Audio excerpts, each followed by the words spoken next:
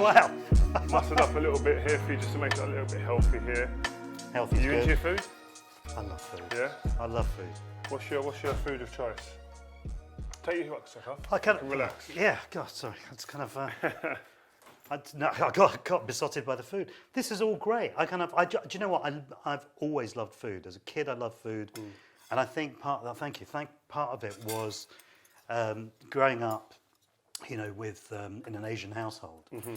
You had all the kind of mix of the spices and all that kind of stuff at home, and then at school you had school dinners, which is just stodge and tasteless.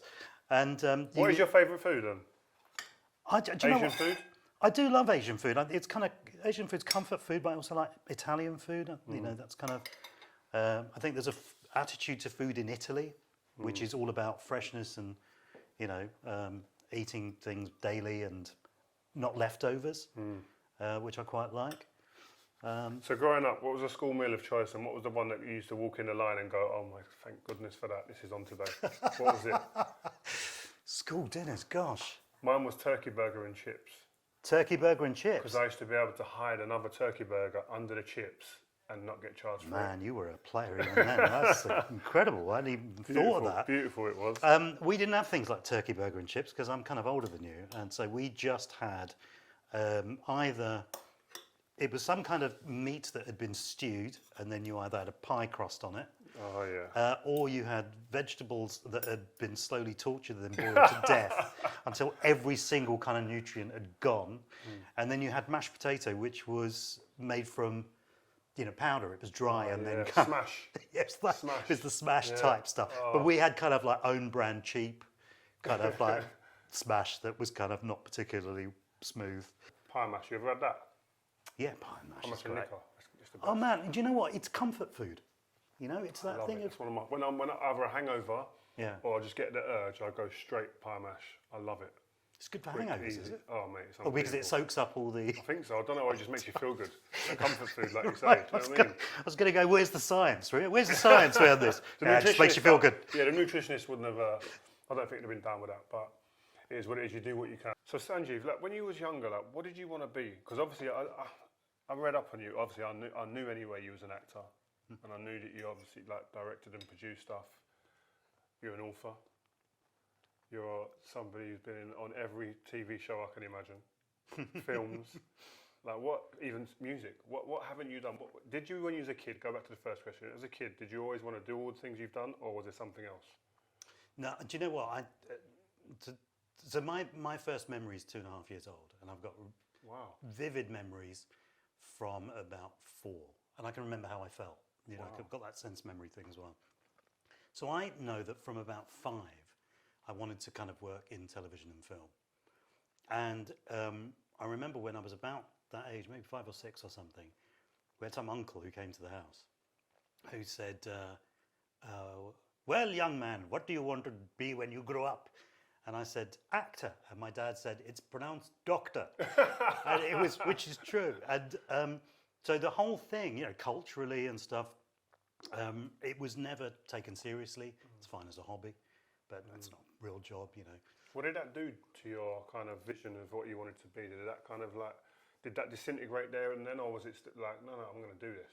No, it kind of did disintegrate. And I think part of the problem longer term for me was the stuff that I was then doing to try to please my parents or please the teachers or whatever, I just wasn't good at. And so I think I was quite bright as a kid, but I think the subjects I took, I kind of failed and retook them and failed. So I wasn't pleasing my parents, wasn't pleasing the teachers, wasn't pleasing myself, wasn't pleasing anyone. And I think the kind of conclusion of that was just low self-esteem. So I just thought I'm a failure, you know. And so everything on top of that then just adds to that sense of failure. So, you know, nobody wanted to go out with me. That was just added to the failure. You know, kind of if I lost friends, it was my failure. And, you know, you lose perspective at that point. And I just got really lucky. So I started acting professionally when I was 34. Wow. So it was a long time later. And so dreams never die then. That's a good. No, they don't. They don't. It's kind of, I mean, also the thing with it's really important to have dreams. and it's really important to have positivity. And so if you have dreams and they are attached to bitterness or regret, I think they're going to block you. So it's about being open, and also the journey's everything. So it's great to understand and know that childhood and how you kind of got to where you are now. But if I was to ask you, who is Sanjeev now? What would your answer be? How would you describe yourself? I mean, it's a difficult one to answer because it's difficult to be subjective about yourself. I don't think I'm any different to what I was like when I was 15 or 16, except I now have experienced confidence. And to me, confidence really, I mean, it's a lifetime's journey to kind of work out who you are, because it's tricky because we change and there are so many influences now, you know, outside you go, who are you? And I think the key to it, and for me, was to strip it right back and go, you know, compassion first, kindness, see that in others. And if you're going to be a compassion first person, you kind of have to extend it to the people you disagree with, you know, because once you've kind of demonized them and they're a monster, you won't hear anything. Alan Alda, who's a terrific actor, who's in a series called MASH years ago, he said once that, you know, someone could be wrong about absolutely everything except the one thing that is going to change your life for the better. Are you going to hear them out? You have to listen. I love that. I love that quote, by the way. Yeah, it's really true. Do you know what? I kind of like, you know, quotes or whatever about things I can then use. You know, simply something which kind of says, like your T-shirt. Yeah, well, you know, I've forgotten what it said. Oh, yeah. In a world where you can be anything, be kind. Simple, but so true. Yeah, it is simple. And I think, you know, the thing with, you know, when you're a kid or when you're a teen, right, it's kind of fashionable to be cynical. You know, it's kind of fashionable to go around just being cynical about everything. That's part of being a teenager, to go, I think it's shit.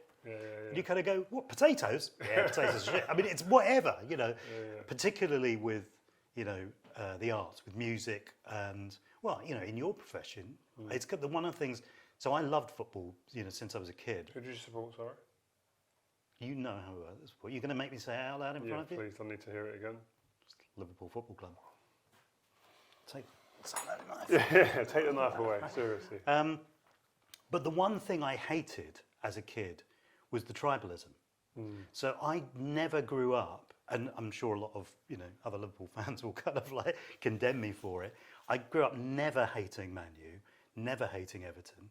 You know, wanted to beat Man U, wanted to beat Everton, but I never hated them because I kind of just thought, what is the point of that part of the energy? And also because, you know, there were people like yourself who played for England who I thought were brilliant and I thought were great. And I just thought, well, I'm kind of just some weird little hypocrite if I'm going, I hate you in that red shirt, but I love you in the white shirt. And you kind of go, this is just stupid. It's weird, that hypocrisy in terms of like being tribal like that for your club, but then for supporting for your country. It's crazy, isn't it? How you can change and switch it on and off. Well, the thing, you know, that I never understood as a kid, or that put me off going to football as a kid as well, especially in the 70s, when I was growing up, was that I didn't understand the violence. It was kind of like, yes, you can be pissed off if you got beat or you kind of a decision goes against you or whatever, or the other team score, or you can be happy when your team.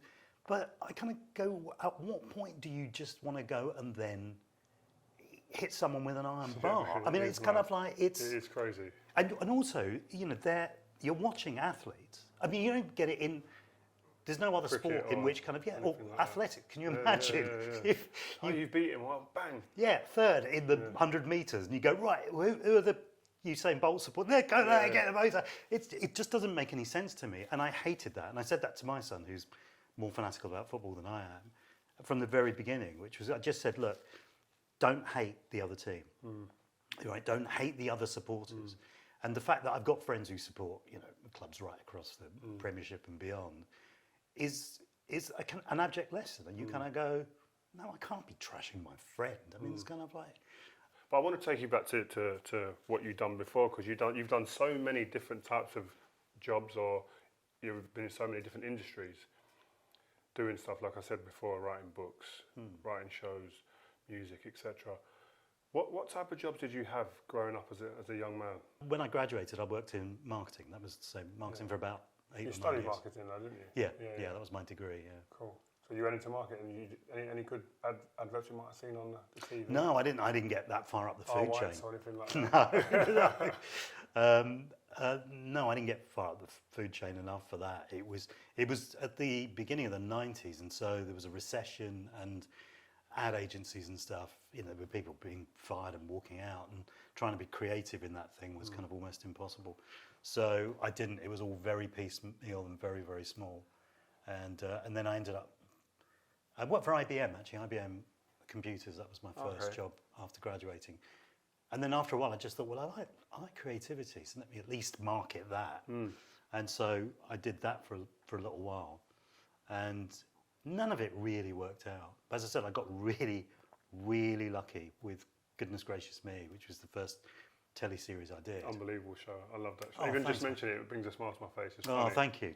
But is it, you get lucky, yeah, but was you working behind the scenes to get that bit of luck in that industry, or did it just fall in your plate? It's kind of, it's a mixture of the two, I think, Rio. I think that, I always thought of, people talk about things that are destined and, you're fated to do it. And the way I think it works, I think it might have been Oprah Winfrey, actually, who kind of said that destiny is preparation plus opportunity.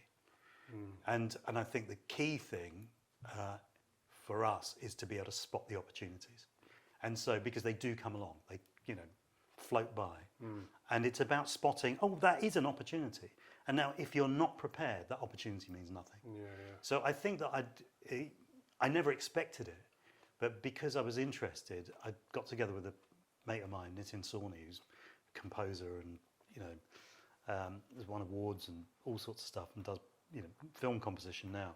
And we kind of said, look, there's no one out there reflecting our experiences of being British and Asian. Why don't we do something? It'll be just fun for us. It'll be interesting. We're exercising our brains.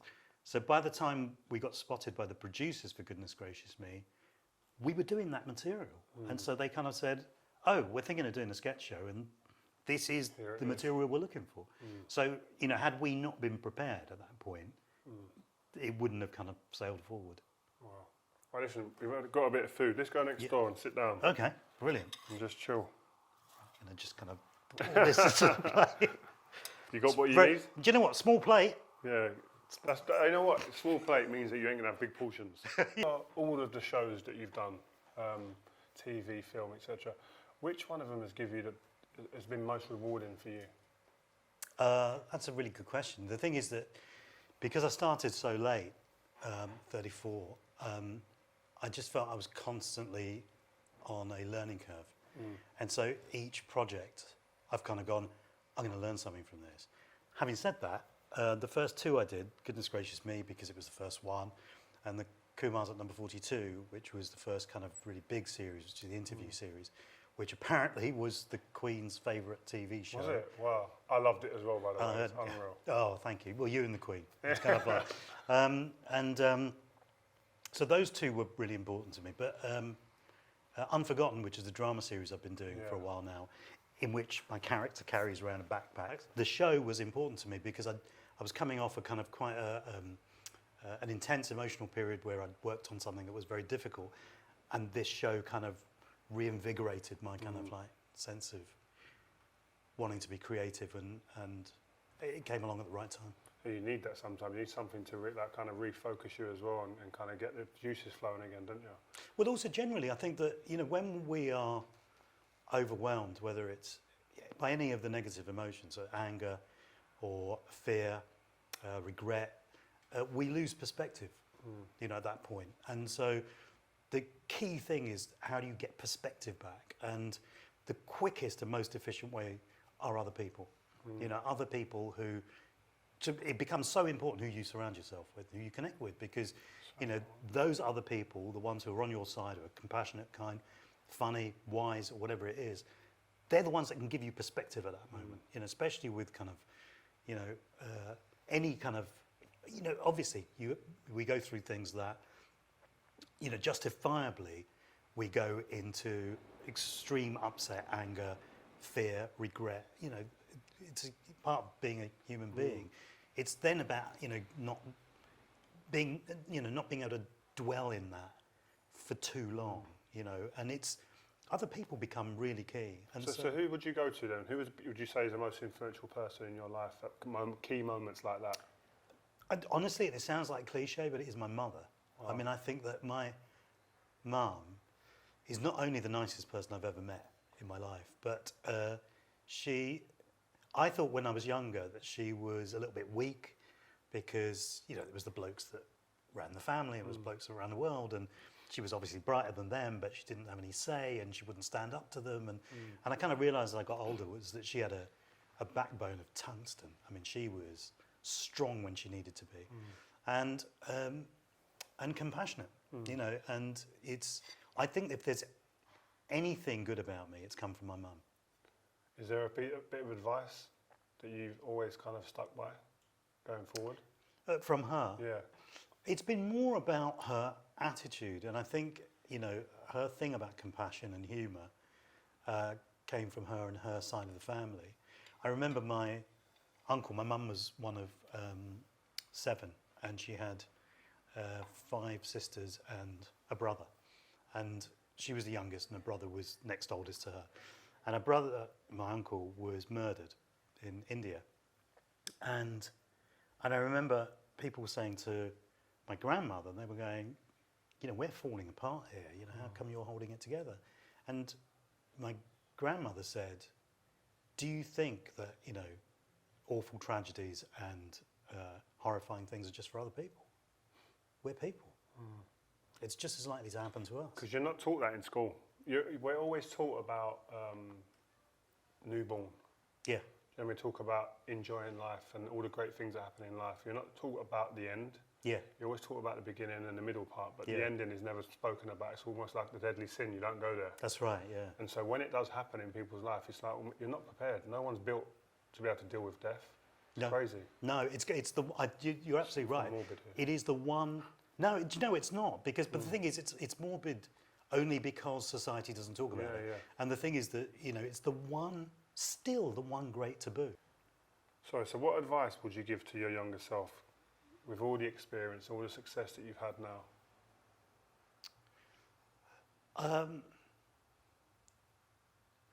I think listen, I'm not smart enough to give anyone advice, but if anyone was daft enough to listen to me, I would say that.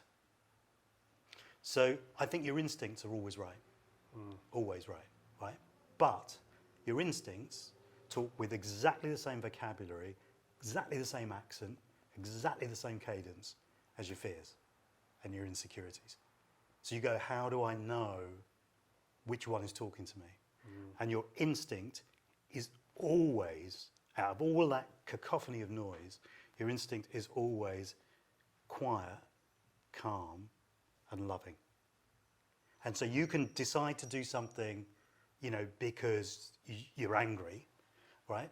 You can listen to that instinct. You might end up doing the same thing, but it's come from a different place, and that is everything, you know, because, you know, the core of, you know, where you're going then is not going to be kind of like, you know, clawed by, you know, any of those insecurities.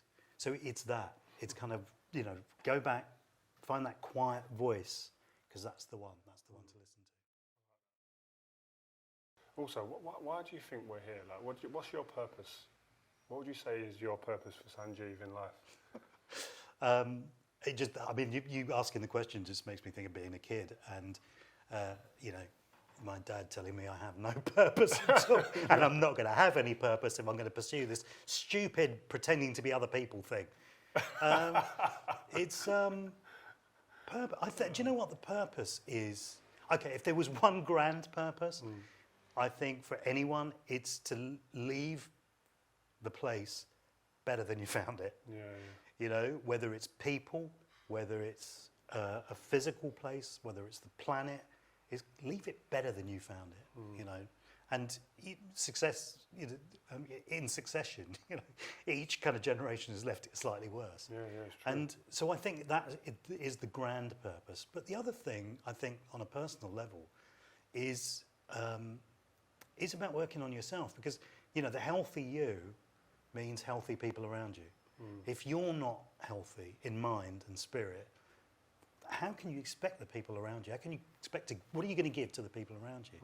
So my thing is to kind of people I come into contact with, have respect for them, have respect for their journey, because they don't think the same way as me. They're on a path. It's not mine. I don't know what's happened in their lives, so I can't be too judgmental about their actions. But that takes me to another point. My last question before we get the reveal of your bag, which I'm really looking forward to, is how do you stay connected to people nowadays? How do you, obviously before, we didn't have social media, and that's almost, as much as it's brought us together with people, it's almost disconnected us with our closest people. So how do you stay connected to people that you love and care about? I kind of think of them as family rather than friends, I think. And I think that I'm going out to bat for them, I'm on their side. I want them to do well. In my profession, if I go for an audition for a job or something, I don't get it, I really hope one of my friends gets it. And if they don't get it, I really hope someone decent gets it, a good person gets it. Because I can't be hanging on to kind of, well, I didn't get it, and everyone else can just kind of, it's that. And so it is tricky, and I think particularly, as you said, social media, which started off as a great idea in terms of connecting people, is just where people vent, and it's not healthy. It becomes a toxic environment unless you can step away from it. So I think that whole thing of remaining connected is absolutely, it's like keeping, those old showbiz things where you used to keep the plates spinning on the thing. Yeah. It's about that, is kind of each of those is to go back and just keep that plate spinning, just drop them a text, just a hello. Simple, just yeah.